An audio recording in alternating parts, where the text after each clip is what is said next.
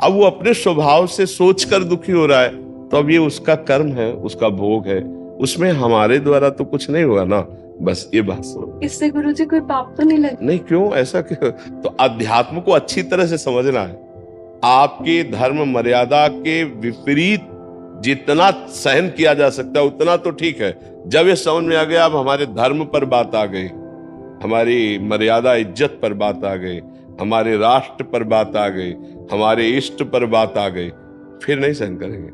या भाई सहन ही करना है, अब जो मन आवे सो चेष्टा कर रहा हम सहन करें, नहीं। एक सीमा तक है, इसके बाद तुम आंख उठा के भी नहीं देख पाओगे। 100 अपराध क्षमा करूंगा, इसके बाद नहीं।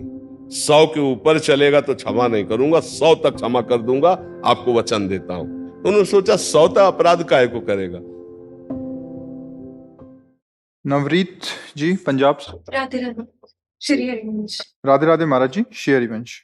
महाराज जी, मेरा सवाल है कि गुरुजी आप कहते हो कभी किसी के दुख का कारण नहीं बनना चाहिए, लेकिन कई बार ऐसा होता है कि कई लोग होते हैं जो हमारे होने से दुखी होते हैं। ऐसे में क्या हमें नहीं, उस जगह जाना मेरे चाहिए? प्रयास में किसी को दुख नहीं होना चाहिए।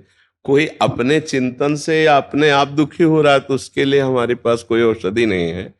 हम किसी को वचन से, अपनी चेष्टा से दुख नहीं देना चाहते। अब कोई अपने आप ईर्ष्या करके जले, कोई अपने आप अपनी दुख भावना करे, तो उसके लिए तो उसको सुधरना होगा ना। हमारी कोई चेष्टा नहीं होनी चाहिए। हम भगवत मार्ग के पथिक हैं। अगर हमको कोई गाली भी देता है तो हम यही चाहेंगे कि भगवान उसकी बुद्धि शुद्ध हो, वो स्वस्थ रहे, वो कभी दुख ना पावे। लेकिन अब वो बुरे स्वभाव का है, अपने बुरे स्वभाव के कारण दुख भोग रहा है, अब उसमें हम क्या कर सकते हैं। तो हमारा उद्देश्य समझ रहे हैं आप कहने का? हम अपने चेष्टा से किसी को दुखी, अब वो अपने स्वभाव से सोचकर दुखी हो रहा है, तो अब ये उसका कर्म है, उसका भोग है, उसमें हमारे द्वारा तो कुछ नहीं हुआ ना। बस ये बात समझ। इससे गुरुजी कोई पाप तो नहीं लगे? नहीं, क्यों ऐसा क्यों? संसार है, वो अपनी सोच है, उसकी सोच है, उसको सोच दुख दे रहे। देखो सही बात मानो, कोई किसी को सुख दुख नहीं देता है। पहली बात तो हमारे पूर्व के कर्म है, उस कर्म से ऐसा संयोग हो जाता है। जैसे इतने पुत्र होते हैं ऐसे कि वो जन्म से लेकर के और जब तक वो सुख ही देते रहते हैं। कोई ऐसे होते हैं जन्म से लेकर के और पूरे जीवन भर दुख ही देते रहते हैं, क्योंकि वो आए हैं अपने कर्म का हिसाब लेने, अपने कर्म का हिसाब देने। अब एक व्यक्ति मिलता है, अचानक इतना कड़ुआ व्यवहार करता है, छाती जलने लगती है। एक व्यक्ति मिलता है, इतना मीठा व्यवहार करता है कि बार बार उसकी याद आती है, अनुकूलता और प्रतिकूलता।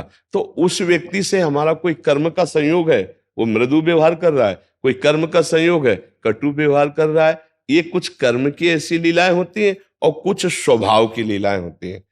एक आदमी है जो सर्पवत स्वभाव का है, चाहे जितना आप अमृत भरे वचन बोलो, चाहे जितना व्यवहार करो, वो विष ही उगलेगा। वो अपने स्वभाव के अनुसार व्यवहार करेगा, कड़ुआ ही व्यवहार करेगा। तो अपने को कोई कड़ुआ व्यवहार करे तो दुखी नहीं होना, सह जाना है। अपने से कोई कड़ुआ व्यवहार किसी के लिए करना नहीं है। ये हमारा अध्यात्म शिक्षा देता है। इसी में बहुत आनंद रहता है। अगर हम ऐसे व्यवहार में देखें तो प्रतिपल लड़ाई झगड़े की संभावना है। नहीं, आप देखो घर गृहस्थी में नहीं, अगर सहनशील नहीं होगे तो आपकी गृहस्थी भी ठीक से नहीं चल पाएगी। तो हमको सहनशील होना है। दूसरा हमारे साथ कड़ुआ व्यवहार कर रहा है, भगवान देख रहे हैं। यदि मेरा कोई प्रारब्ध भोग है तो मैं सह रही हूं, तो नष्ट हो रहा है। और अगर प्रारब्ध भोग नहीं हो, मैं सह रही हूं, तो उसका सुधार होगा, वो भगवान करेंगे। हमको बहुत सावधान रहना है, हमारे द्वारा कोई कटु व्यवहार ना हो, ऐसा प्रयास करना है। अगर हो जाता है तो हम फिर उसका सुधार करते हैं, पर प्रयास करना है। एक चीज और ध्यान रखनी है, सहने की एक सीमा होती है। अगर कोई सीमा उल्लंघन करके, तो फिर या तो बड़े जनों का सहारा ले या कानून का सहारा ले, फिर उस समय क्षमा काम नहीं करेगा। नहीं, एक क्षमा की एक सीमा है। गृहस्थी में, शरीर की मर्यादा में एक सीमा है कि कोई उल्लंघन मर्यादा का कर रहा है तो एक सीमा तक, सीमा के आगे आगे तो तत्काल बड़ों का सहारा, कानून का सहारा तत्काल, उसमें फिर क्षमा नहीं। नहीं तो आज क्षमा कर दिया, कल वो और उपद्रव करेगा। समझ रहे? एक सीमा तक तो ठीक है, सीमा के बाहर फिर आप कोई सन्यासी नहीं है, आप एक गृहस्थ धर्म में हैं। जैसे सन्यास में असीम क्षमता है, अब मान लो ये शरीर है, अब कोई पीट रहा है तो उसे भगवान का विधान मान करके चुपचाप सहन कर लिया गया। लेकिन अब जैसे आप गृहस्थ में हैं, तो आपको ऐसा नहीं करना है। अगर आज उसने हाथ उठा दिया है तो कल वो कोई खतरा पैदा करे इससे पहले कानून में रिपोर्ट करो, अपने बचाव पक्ष को करो, क्योंकि आप कोई साधु महात्मा नहीं है, आप गृहस्थ में चलकर धर्म का अनुष्ठान कर रहे हैं। तो आपका मानो स्त्री शरीर है, आज देखा कि आज कोई गंदी हरकत जो क्षमा करने लायक नहीं है, तो आप बिल्कुल उसको रास्ता मत दीजिए, क्षमा मत कीजिए, उसके ऊपर ऑब्जेक्शन कीजिए। अगर आप क्षमा करते हैं तो कल का उसका दूसरा स्वरूप हो जाएगा। बस समझ रहे ना? तो अध्यात्म को अच्छी तरह से समझना है। आपके धर्म मर्यादा के विपरीत जितना सहन किया जा सकता है उतना तो ठीक है। जब ये समझ में आ गया, अब हमारे धर्म पर बात आ गई, हमारी मर्यादा इज्जत पर बात आ गई, हमारे राष्ट्र पर बात आ गई, हमारे इष्ट पर बात आ गई, फिर नहीं सहन करेंगे। आप इस बात को समझना कि ऐसा ना हो कि समझ अगर नहीं होगी तो फिर ठीक नहीं समझ पाओगे। एक सर्प था, तो लोगों को काटता, तो गांव के लोगों ने देवर्षि नारद जी निकले, कहा आप सिद्ध पुरुष हो, इसको मना कर दो।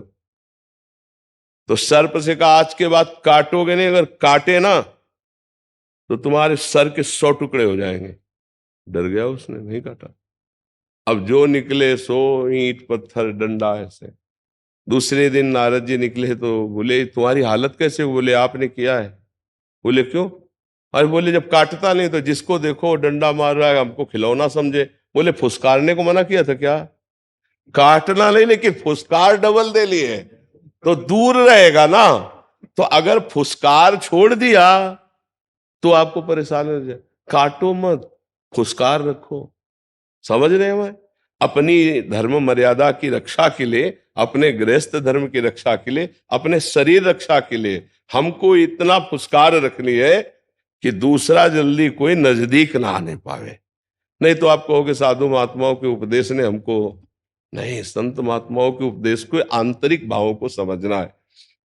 एक बार एक संत ने उपदेश किया शिष्य को, सर्वत्र भगवान है ऐसी बुद्धि रखो। ठीक है। वो जा रहे थे तो हाथी एक पागल था। महावत ने कहा हट बाबा जी हट जा, हाथी पागल है, मार देगा। गुरुजी ने कहा था सब में भगवान है। और वो हाथी सूंड में लपेटा, ऐसा मारा क्योंकि रग रग जो है।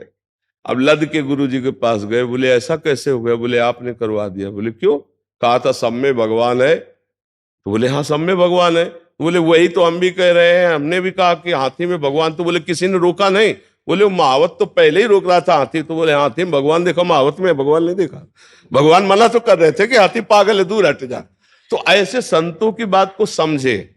जहां तक हमारे धर्म मर्यादा की बात है, जितना सहन है उतना करेंगे। इसके बाद अगर इज्जत पर बात आ गई, धर्म पर बात आ गई, राष्ट्र पे बात आ गई, फिर हम शांत नहीं बैठेंगे।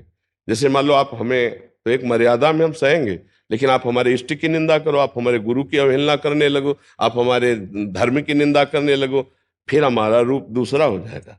उसके लिए हम सहन नहीं करेंगे। आप हमें गाली दे दो हम सह लेंगे, लेकिन मर्यादा, इष्ट भावना, धर्म, राष्ट्र, अब ऐसा थोड़ी कि आप राष्ट्र विरोधी हो हम तुमको बैठाल के उपदेश करें। नहीं, राष्ट्र हमारा हमारे लिए धर्म है, धर्म हमारा हमारे लिए प्राण है, इष्ट हमारा हमारे लिए जीवन है। उनके लिए तो सहनशीलता की एक सीमा रखी गई है, इतना सहन कर सकते हैं, इसके बाद नहीं सहन कर सकते हैं। तो इसको भी ध्यान में साथ में रखना कि भाई सहन ही करना है, अब जो मन आवे सो चेष्टा कर रहा हम सहन करें, नहीं। एक सीमा तक है, इसके बाद तुम आंख उठा के भी नहीं देख पाओगे। एक सीमा तक, जैसे भगवान से उनकी बुआ जी ने कहा, जब शिशुपाल पैदा हुआ था तो उसके 4 भुजाएं थी। तो बड़े बड़े विद्वान ज्योतिषाचार्य बुलाए गए।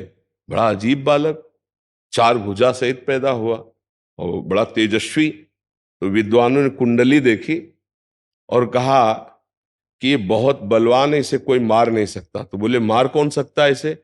बोले जिसकी गोद में डालने से इसकी 2 भुजाएं गिर जाए तो जान लेना वही मारेगा। तो बड़े बड़े सब रिश्ते नातेदार सब बुलवाए गए और ये उनकी माँ ने ये जानने के लिए एक प्रथा रखी, तो सबकी गोद में बालक को, और जे हुई द्वारिकाधीश भगवान श्री कृष्ण की गोद में रखा सो 2 भुजा।